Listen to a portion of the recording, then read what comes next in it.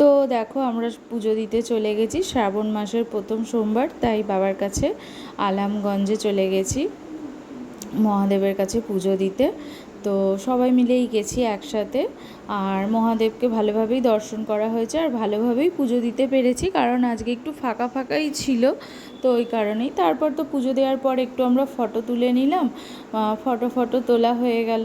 তারপরে ফটো তোলার পর আমরা টোটোতে করে আবার এক জায়গায় যাব বলে রওনা দিয়েছি। তো তারপরে আলোচনা করছি যে কি গরম, প্রচুর আজকে সত্যি প্রচুর রোদ উঠেছিল। আর দেখুন রাস্তার এদিকটা মাঠটা খুব সুন্দর লাগছে দেখতে।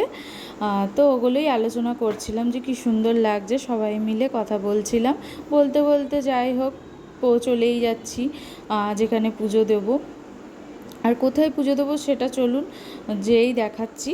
আর এটা তারপরে চলে এসেছি যেখানে আবার পুজো দিতে এসেছি, সেইটা হচ্ছে গিয়ে এটা নবাবহাটের 108 মন্দিরে আমরা চলে এসেছি সবাই মিলে গল্প করতে করতে রাস্তায় বেশ। তারপরে তো এখানে এসে আমার ছেলে খুব ক্লান্ত হয়ে গেছিলো, তাই মা নিয়ে ওকে বসেছিল, মা আর পিসি, আর আমি আর আমার মেয়ে এদিকে লাইনে দাঁড়িয়েছিলাম। যে বললাম যে তোমরা একটু বসো, আমরা বরং লাইনে দাঁড়াচ্ছি, কাছাকাছি চলে আসলে তোমাদেরকে ডেকে নেবো।